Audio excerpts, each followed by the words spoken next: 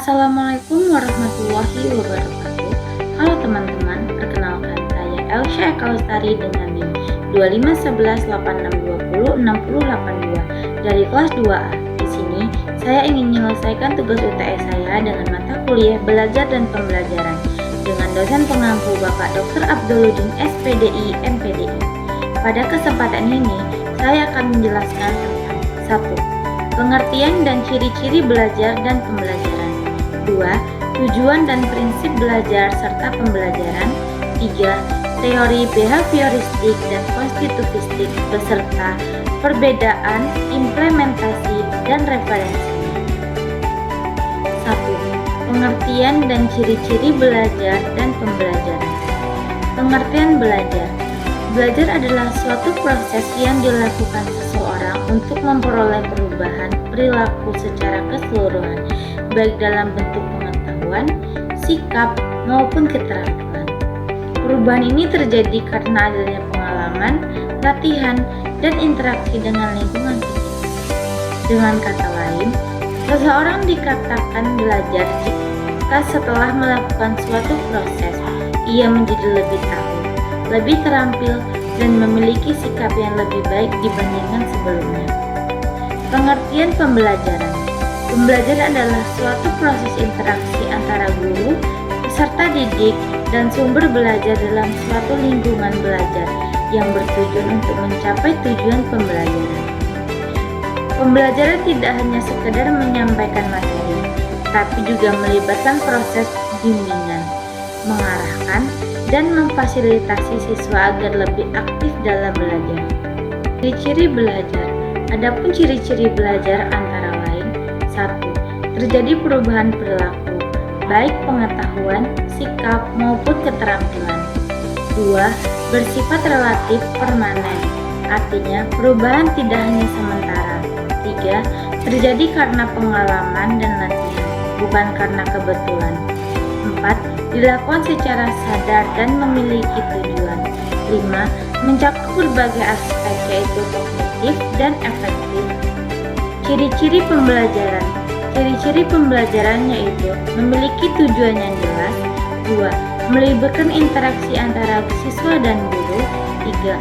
Menggunakan metode dan media pembelajaran. 4.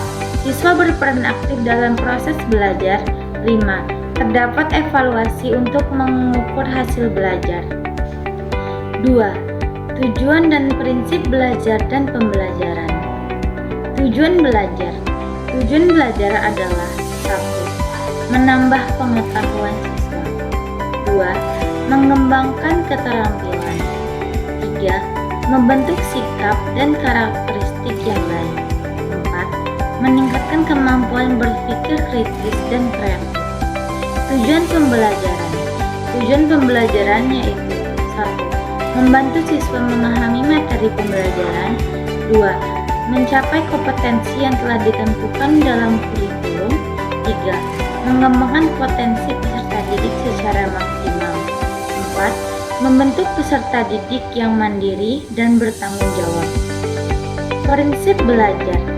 Prinsip belajar meliputi 1. Belajar bersifat aktif. Siswa harus terlibat secara langsung. 2. Belajar berdasarkan pengalaman. Semakin banyak pengalaman, semakin baik hasil belajar. 3.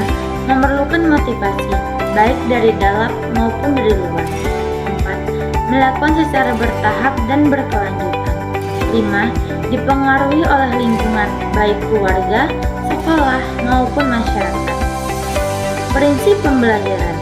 Prinsip pembelajaran antara lain: 1. Berpusat pada siswa. 2.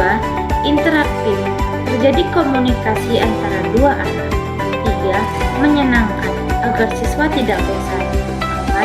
4. Menantang, untuk meningkatkan kemampuan berpikir. 5. Memberikan umpan balik atau feedback untuk memperbaiki pelajaran. 3. Teori behavioristik dan konstitutivistik. Teori behavioristik adalah teori belajar yang menekankan bahwa belajar merupakan perubahan perilaku yang dapat diamati sebagai hasil dari hubungan antara stimulus dan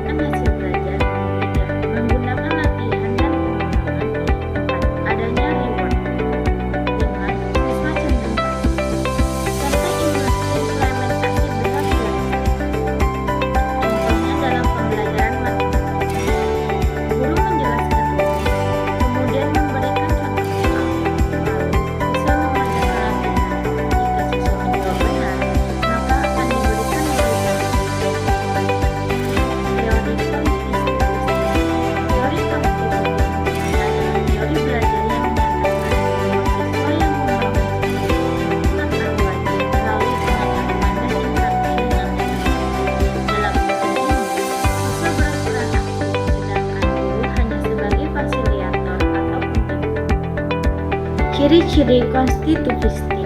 1. Berpusat pada siswa. 2. Menekankan proses belajar. 3. Siswa aktif mencari dan menemukan. 4. Mengutamakan pengalaman langsung. 5. Guru sebagai fasilitator. Contoh implementasi konstitutifistik. Misalnya, dalam pembelajaran IPA, guru memberikan suatu masalah, kemudian siswa diminta berdiskusi dalam kelompok untuk mencari solusi. Siswa dilakukan percobaan, berdiskusi, lalu mempresentasikan hasilnya.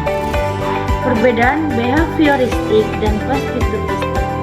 Perbedaan utama dari kedua teori ini adalah behavioristik menekankan hasil belajar, sedangkan konstitutifistik menekankan proses belajar.